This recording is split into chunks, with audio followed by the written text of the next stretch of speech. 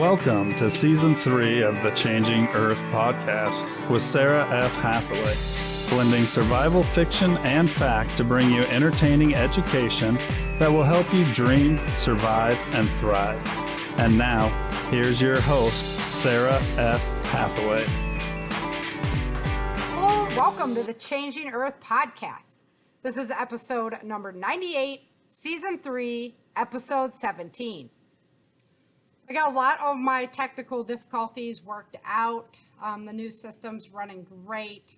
Everything's going good. I put up a new backdrop. It's kind of hokey, but I was told maybe a better backdrop. I don't know. The log cabin's pretty cool, but you know, I've got kids and everything. It becomes a mess. So we're trying it out, different formats, and we'll see what we end up with in the end. So out here on the ranch, I had to do some chicken rescue.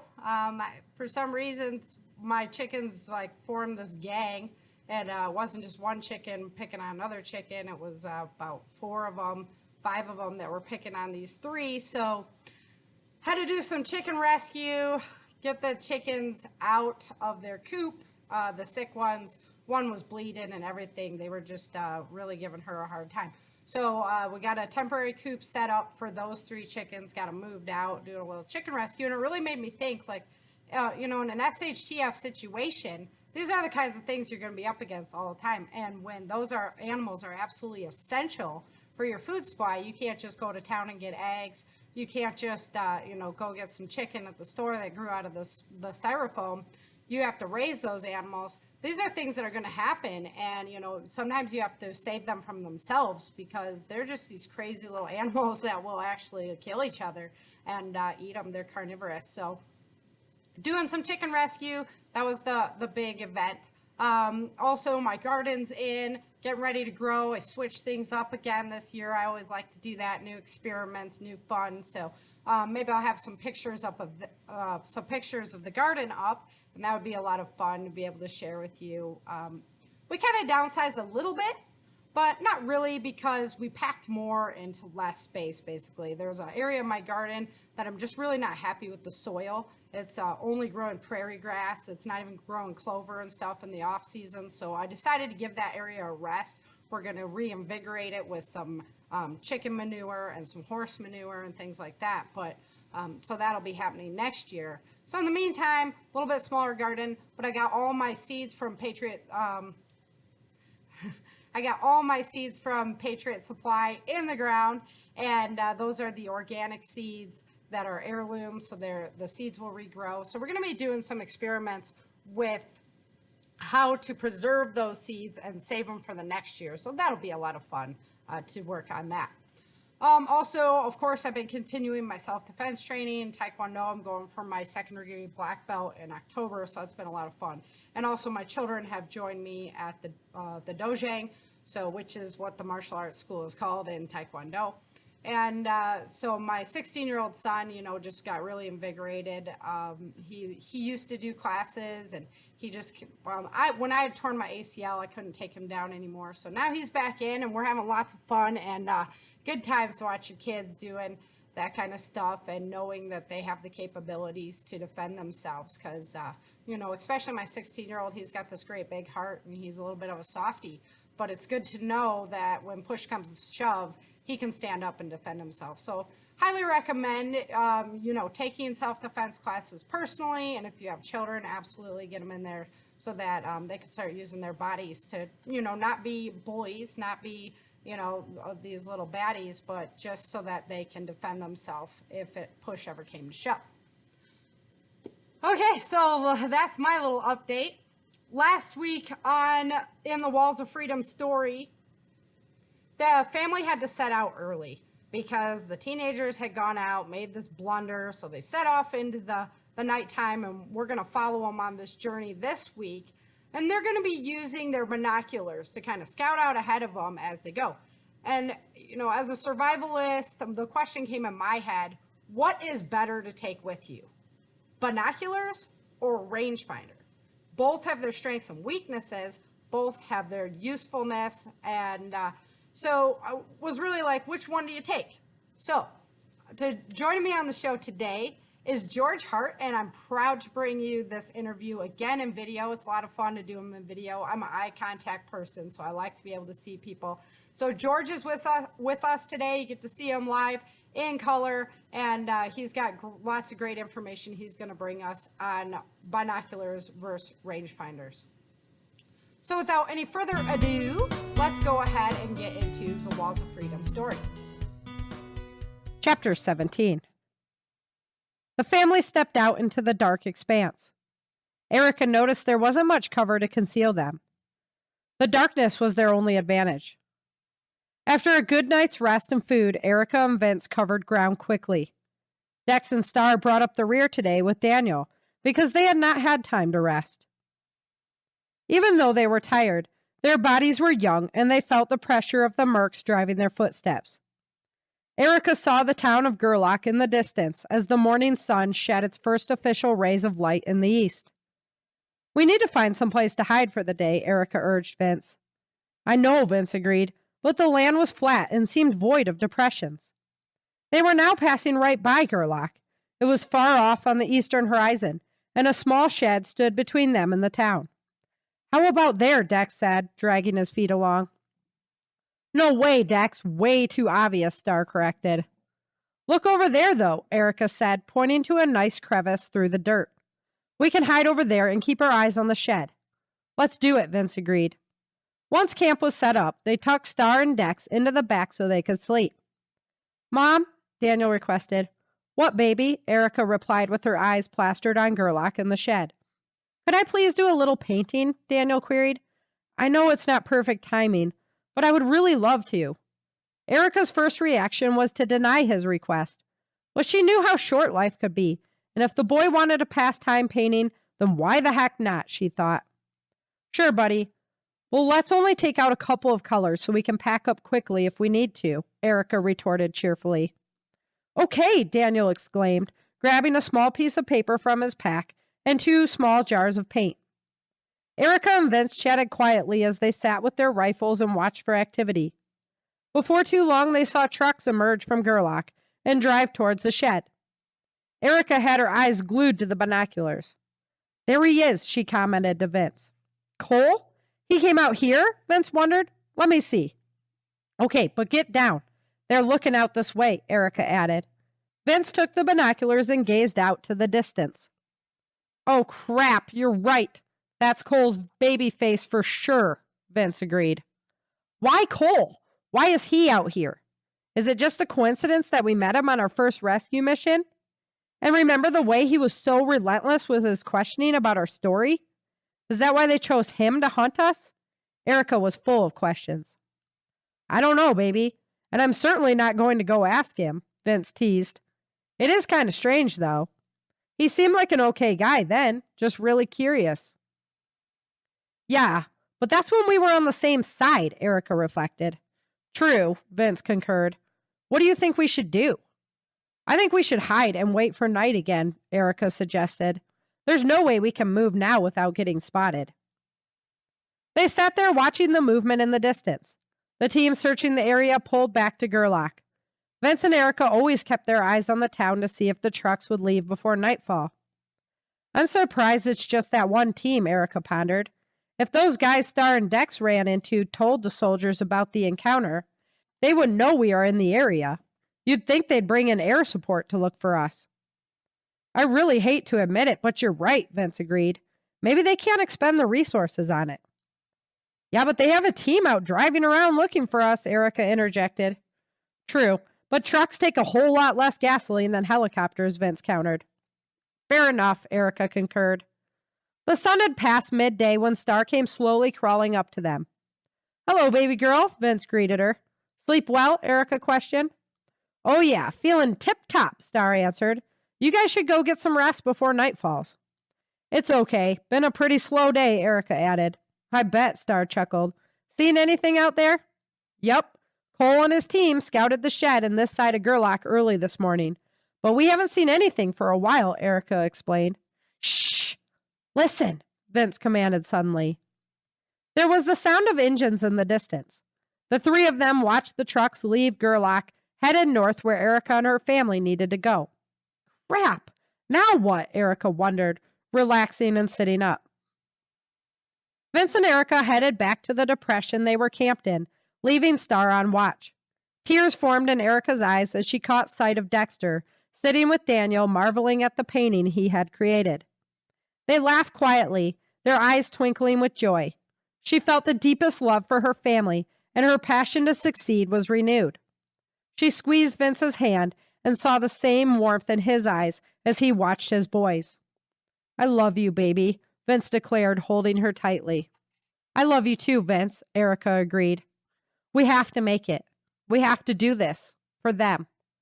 They deserve a chance at a real life." "Mom, Dad!" Daniel exclaimed, seeing his parents were headed his way. Dexter immediately hushed the small boy. His energy was almost totally restored. "Hey guys," Erica and Vince declared in hushed voices. "How's things?" Dex wondered. "Look at my picture," Daniel interrupted, holding up a piece of paper. He had drawn the Statue of Liberty that now lay at the bottom of the Atlantic Ocean.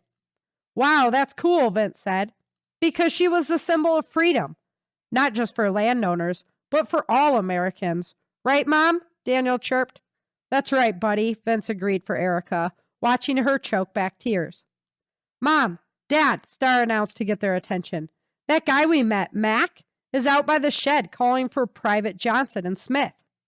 "Who's that?" Erica wondered. "That's what we told him our names were," Star admitted, blushing. "Smith and Johnson? That's the best you could come up with?" Vince chuckled.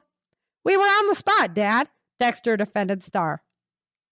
"We've got eyes on you," Erica said. "Why don't you guys head down the ravine a ways and then pop up and approach from the south? Maybe he can help us." "Did he seem like he would?" Vince asked Star. "He was really skeptical about us being mercs, but he didn't seem like a bad guy," Star admitted. "He's really handy, like their fix-it guy." "They probably wouldn't want to lose him," Erica interjected. "Could be another reason to trust him." "I don't know." Vince was conflicted. "People nowadays—" "I know, Vince," Erica interrupted. "They are hard to trust. But we've been doing pretty well lately. Plus, we can cover their every step, and Star and Dex are capable fighters." "Perfect time for the wind to change," Vince muttered worriedly. "What if they sent the trucks as a decoy and Mac out because he's a familiar face to the kids?" Erica thought on it for a moment, and it seemed the kids were stirring on his words as well. In the silence, they heard a clap of thunder in the distance. West had not been a direction they were focused on today, and great big clouds were on the approach. "You know what, Vince? You're right," Erica declared. The words of her mentor, Sergeant Bennett, echoed through her head. "Make the most of the situation. What is your mission, operation, tactics, tools, and techniques?" "We're headed north. We can get there ourselves. We have all the supplies we need. So we should go with an isolationist strategy until we get there. There's no reason to risk it. Right?" Erica thought out loud. The wheels churned in the minds of her family members. "You're right, Mom. Why risk it?" Dexter concluded, heading back to sit with Daniel. Vince, Erica, and Star took turns with the binoculars, watching Matt call into the distance. Rain started to pour down, and finally he gave up. Star slunk away as well to go and make food for the family.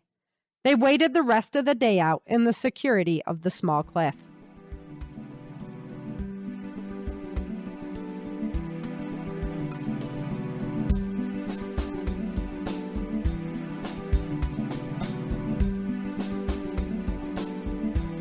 The family has to make the decision to trust these strangers or not. And, there's always big questions, even nowadays. I mean, you're always kind of judging the situation, what's going on.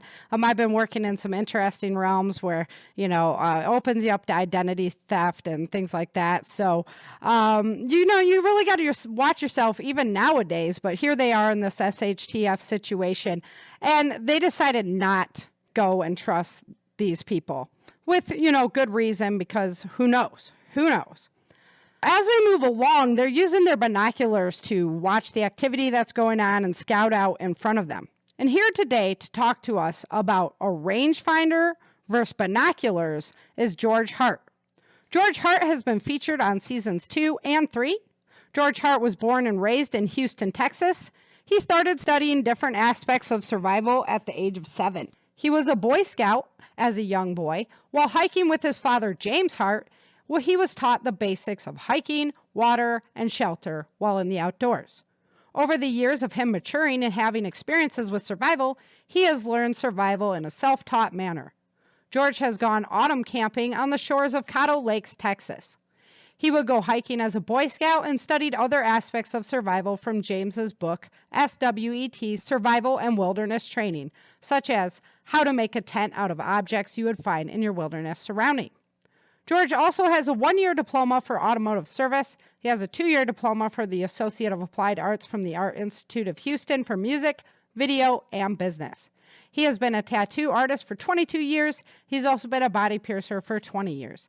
He started apprenticing for tattooing during his time at the Art Institute of Houston.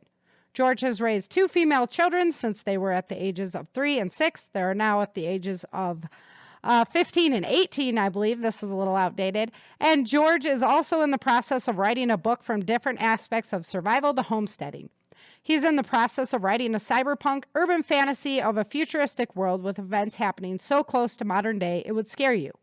He is also assisting his father, James Hart, in compiling educational materials from survival and medicinal training to multiple subjects interrelated to homesteading, such as food preservation, animal husbandry, modern-day first aid, and medicinal herbs and vitamins, just to name a few. He is also writing a series of cookbooks by compiling recipes, anecdotes, and pictures to give to his children. Let's go ahead and welcome George to the show. Hi, and welcome back to the Changing Earth podcast. Today I am here with my good friend, George Hart. George, thank you so much for coming on the show and spending your time with me. I really appreciate it. Thank you. Thank you for having me. How y'all doing? Well, so this is your first intro to video as well, so thank you for gracing us and our YouTube viewers. Do I look pretty? Yeah. You got the perfect wave going. So, George, today we are going to talk a little bit about binoculars versus a rangefinder. So, everybody should have an idea of what binoculars are, I would assume. I mean, that's Right. We're going to go with that assumption. So, let's talk briefly about those and then explain what a rangefinder is, and then we'll go from there. Okay. Let's see. What do you want to know? So, Binoculars, yeah, how do lenses side by binoculars side. work? Binoculars, 2 lenses side by side to be able to see long distances. Let's see, what else? Because I've always been like, remember when we were kids, we had the little viewers that you could look into, and I had like all the mirrors, so like do the snorkel view, you know? 3D. Yeah. Oh, the old one with the box and the mirrors. Yeah, with the box, right? The mirrors. So I know that binoculars actually work with like magnifying glass more. So that Yes. kind of principle, right? Right. 2 telescopes side by side, aligned in, like set up in the same direction. Right. Allows you to see both eyes, not just the monocular. Right. Long distances. That helps you to see depth as well, having both eyes, right? So that gives you a better idea of what the range would be without a rangefinder instead of the single one. Right.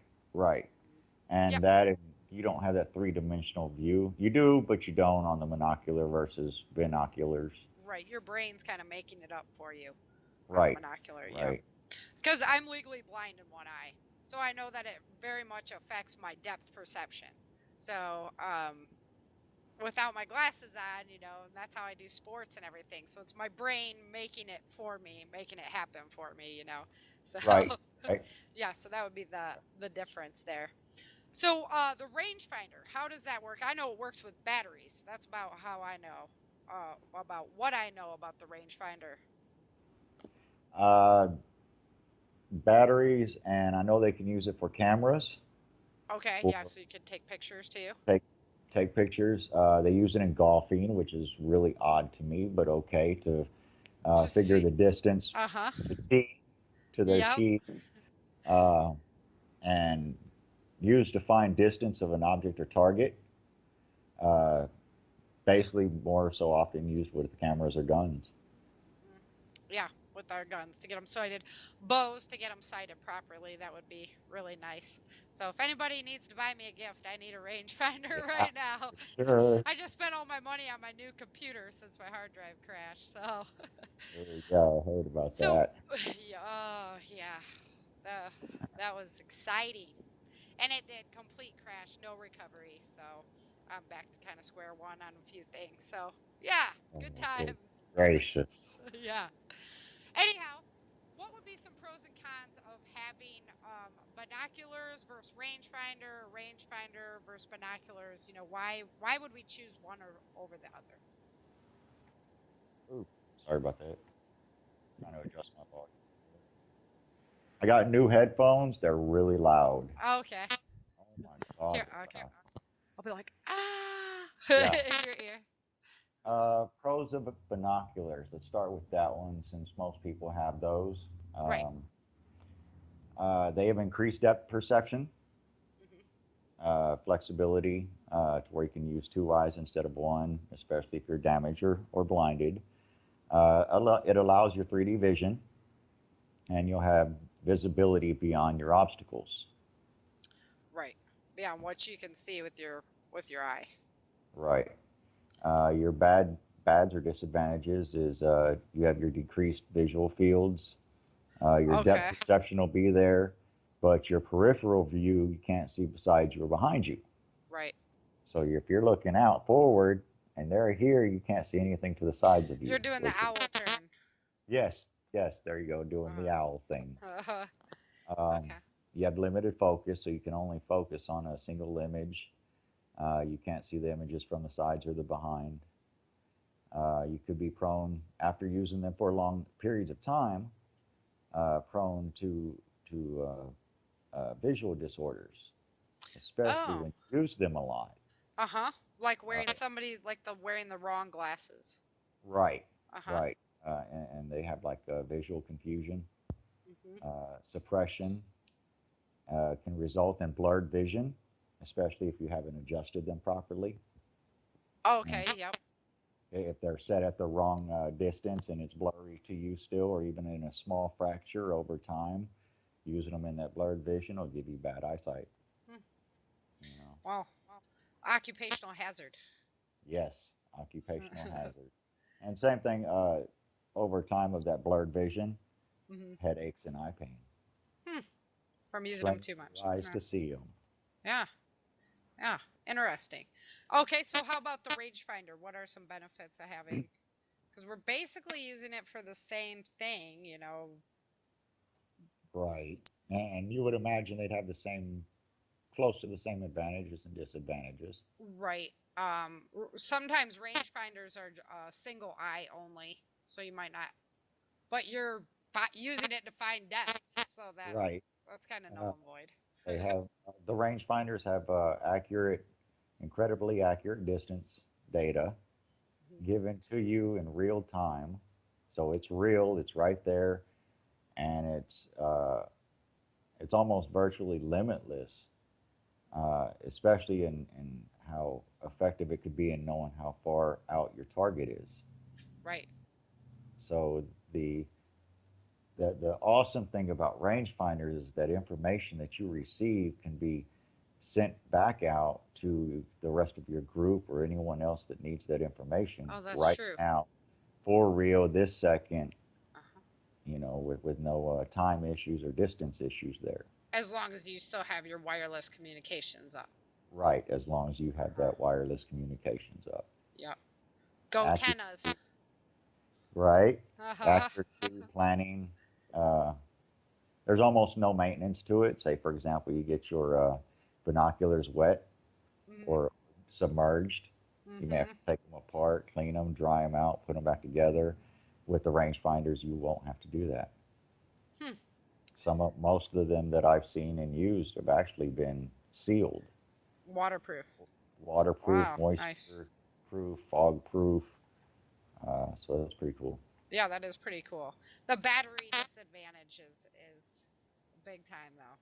Yes, that's the disadvantage there. You run out of battery, you got nothing. Go back to the binoculars, and I hope you have some. Right? Did they? Could you even see through it at all once the batteries go dead, or no?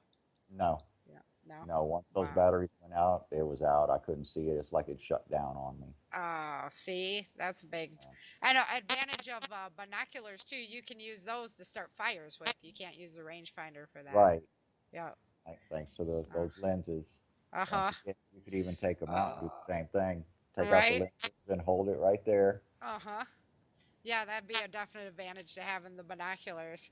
Oh, so, one of my friends, I was talking about this topic, and he's like, "Well, if you took a rangefinder with you and a gun with you, then if you were ever, caught out in the woods or whatever, they're gonna be like, what are you doing out here with a rangefinder and a gun, right?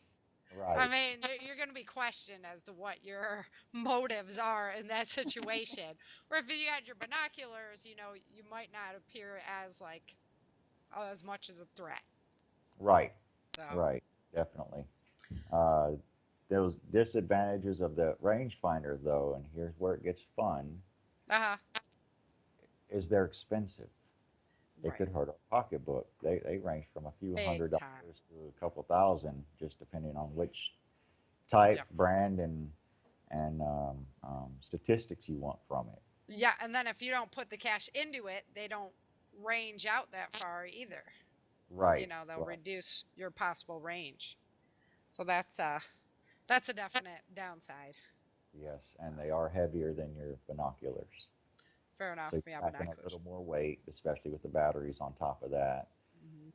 So you're adding a little more weight with Yeah, your the rangefinder batteries. as Uh-huh. opposed to the binoculars. And I don't know. What would you put in your bag? Or your It go bag? doesn't hurt You're to packing have up. both in the go bag. Right, but yeah, It oh now does they're gonna say it's hurt. extra weight, you're gonna have the big old But bag. Right?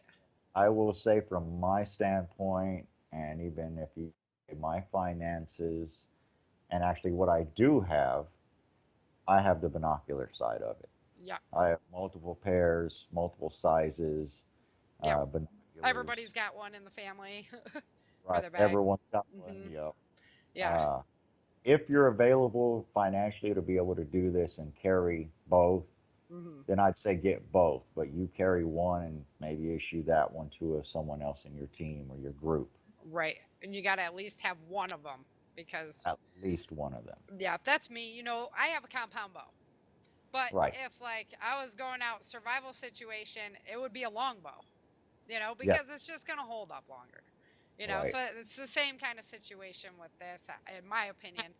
Once those batteries go, then what do you have? Right. Nothing. Nothing. You can maybe take a lens out of it and harvest it for parts, kind of thing. But that's Right. that's gonna be about it. And if you have a team and a group with you and you can have someone that has that, then awesome. Right. If you have finances to purchase that rangefinder, awesome. Mhm. Uh, And if like it they're at the especially useful for the guns and the bows. You got to get those things dialed in, and that really right, helps. Mm. to where someone can spot it for you and you can mark that spot with Right. your gun or bow. But if you don't have the finances or anything like that to help you out and get the rangefinder, I'd say definitely at least have a pair of binoculars when Yeah, you go. and binoculars are super cheap. But don't buy like the kitty, oh gosh, the night vision ones that they're like, oh, it's night vision. It was Right. seriously like my son got a pair. It's like the binoculars with a flashlight on it. I'm like, Oh goodness. oh yeah, you're gonna be so stealth with those, man. Woo, I'm telling ya. They said night vision. They didn't say how. Exactly. Exactly. So yeah, don't be fooled by that. Go, invest a little bit and they're Do not some very expensive. research, Yeah. definitely. Yeah, not very expensive. So, Definitely do some research as to what brand, what style, price, yeah. and even what'll suit you, what'll fit you with what you're trying to achieve. I found a pretty cool Nokia rangefinder for not too expensive. It was standing up pretty good on the all the check boxes basically of Uh-huh. what I was looking for, distance versus durability and everything. So Nokia was pretty good. They came through pretty well as far as their pricing to what they were offering with their unit. So, but still, it was like 300 to 800 to 1600. I'm like, what? All right. Oh, Well, we're going to be God. saving for the rangefinder. Yeah, I think So, we'll stick with binoculars and judge it accordingly, yeah. according to football fields, as most Right? people. Yeah, You know, how many exactly. football fields is that out? Oh, Yeah, we yeah, do. We step it out, right? right. Well, my foot's about a foot long, and use my husband's feet. Yep. Yeah, that's the other way It's we would do it. super accurate that way, It's just so good. So, Yeah, but right on. Well, thanks for joining me today, George. I know was an easy topic for us to kill, but I thought it was worth investing in because, people are like, well, what's the difference? Why would you want one over the other? So I thought it was a good topic to bring to light. and I think in a shit hits the fan situation, God forbid it ever happen, for knowing that you're going to be coming up on your enemies or hunting for food or anything like that, that is a good item to have in your bag with you or on your person. Yep. Yeah, just for hunting in general, because it helps you to be able to see, where your prey is, get on the right side of the wind and go attack. So, Right. Exactly. Exactly. alrighty. Well, thanks so much. I really appreciate it. Thank you. Thank you very much. Thank you, George, so much for coming on the show and spending your time with me. Again, it was down to the wire because of all my tech issues. So, George helped me out and we got her going on. And it was a cool topic to explore, the differences between binoculars and the rangefinder. And I don't know. I think in the end, I'm just going to have to stick with the binoculars just because of their versatility and batteryless operation. I was reading shtfplan.com the other day, and they shared this article from readynutrition.com. It's called, "This Hidden Crisis Could Leave Thousands of Households Without Drinking Water." Well, having my past in Michigan and everything that's happened with Flint, was pretty interested to see what's going on.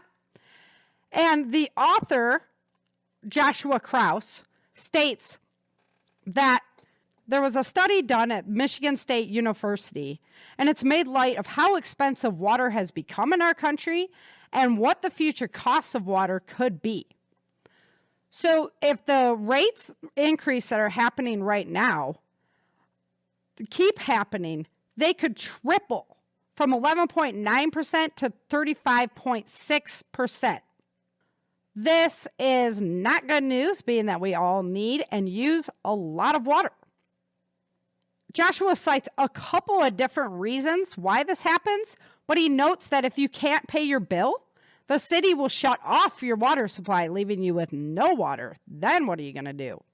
The reasons that the researchers state that the utility bills are going to increase at this astronomical rate is because of global climate change, of course, but also, more realistically, the crumbling infrastructures of our inner cities that were built after World War II. It's estimated that the cost to replace this aging infrastructure in the United States alone is projected to be over $1 trillion that will be needed in the next 25 years. Joshua also states that a lot of the metropolitan areas are being cored out, are being hollowed out. People are leaving those metropolitan areas for suburban areas. Now, this isn't true across the board, but it's true in many cities. Take Detroit, for example, or Flint, Michigan. As these people leave, there's fewer connoisseurs of the water in these towns. But the infrastructure still needs to be totally upgraded and renovated, leaving the people that are left with this much higher bill to pay. So it's a crisis that we're all going to have to face and we're all going to have to deal with. But this made me think of a blog that I did a while ago on a rain catch system. Now, my husband and I, we've been thinking about rain catch systems for a while because we live in California, of course, and we live on this mountain where getting water around the property is a big challenge. So if we could set up a rain catch system at the top, we could capture the water and use it down on the lower levels. So I came across a pin from FamilyHandyman.com. I'm a big lover of Family Handyman. I've subscribed to the magazines for years, and if I ever win the lotto, I'm sure I'll have my husband out there building every single really cool project that I've ever seen in there. But Family Handyman always has some great instructional projects, and this one I really loved. They describe this rain catch system as a pretty easy system to build that can be done for less than $100. So sometimes their price estimates are off, trust me. But the main system could be for under $100, and then you're going to have to figure in the lumber for the stand that they have displayed. But let me explain to you how they have this set up. So it's pretty easy to build. Just search for online bottles or containers, 55-gallon drums, very large heavy-duty garbage cans. These things all work. Also, they say that used barrels can be found at car washes, that they buy soap and wax by the barrel. So if you can go over there and score some of those barrels, they'll work just as good. We have some of these barrels laying around, but we don't have lids for them anymore. So that would be our challenge, to screen off the top, but that's not very tough. So we could definitely do that. All the other plumbing parts are going to cost you about $40. They're all PVC pipes that you're going to need to put this together. So they advise to place the drum near a downspout, drill a hole in the side near the bottom, and screw in a drain valve. That's an okay installation if you plan to run a soaker hose to your garden. But if you want to use a wand or a spray nozzle, you'll need to elevate the barrel on a stand for more water pressure. So here we have the hill. So if any of you have a hill, you could just build it at the top of the hill, and the gravity is going to take care of it. Remember that water is really heavy. 55 gallons of water weighs about 440 pounds. So you have to use really good 4x4 treated lumber for the legs and secure everything with construction screws or stainless steel legs. Don't place that stand on soft ground. It could really hurt somebody if it fell over. If you have large gardens and you want to store water, a lot of water, you can double the size of the stand and add a second barrel. So I like this idea of the double so much that I would double it again and have the overflow that they have on there go out to another 2 barrels located just below it. And then you could even double their double, which for me would be ideal. So they advise to cut holes in the bottom of the barrels with a 2 1/4 inch hole saw, then screw in a 2-inch male threaded electrical gray PVC conduit adapter. Electrical adapters aren't tapered like plumbing adapters, so you can tighten them all the way down. Squirt a thin bead of silicone caulk around the opening and screw on a threaded electrical PVC coupler to cinch the barrel between the 2 fittings. So my husband said you can go ahead and do the silicone caulk. That will work, but they actually make fittings that will go around even a curved item. So ask your local hardware store guy or gal, if they have something like that, because then you might eliminate the need for the silicone. They advise to glue together sections of 2-inch PVC pipe unions to make winter disassembly easier. So remember, if you live in an area where it freezes in the wintertime, you're going to have to disassemble this and keep it stored. As long as you're at it, install the overflow pipe so you can direct water where you want it. You can find all of this on Family Handyman. I have my blog linked to the podcast blog, and then that links you into this article by Family Handyman. Great article. You should go check it out. And given that we might be entering these periods of water crisis, capturing rainwater is a great idea. Make sure you check with your local cities. I've heard of some cities not allowing people to capture rainwater, so you might have to go on the down low if that's your case in your city. So I just advise you to check that out. So it's basically just PVC and these garbage cans. I mean, it works really good. It looks pretty clean. I didn't want some big, horrible, clunky looking thing. You could build a case around it if you wanted to camouflage it a little bit further. But I think this would work out perfect for garden needs, animal needs, and maybe even, to some extent, pasture watering needs. Now, we have a ton of property and we would need a ton of water to do that. So it might not be applicable here, but it might be applicable where you live. So head on over and check that out. Like I say, I really favor that system above any. And with the water shortages we have going on, and there's lots of you that get rain year round. So it's just silly not to capture some of it and utilize it on your homesteads. So we heard chapter 17 of the Walls of Freedom, the families continuing this journey northward. We had George on to talk about binoculars versus a rangefinder and what you should put in your go bag. And then we had the information from the SHTF plan, Ready Nutrition. on why we're going to be facing these global water shortages. And then I presented a way that we can start to protect ourselves and still keep our gardens growing if we're having these water shortages. So thank you very much for your time and for being here. I really appreciate it every time that you turn on the radio or you click me on YouTube. And I can't wait to see you next week. Remember, until next time, dream, survive, thrive. Thank you for joining Sarah for this episode of the Changing Earth podcast.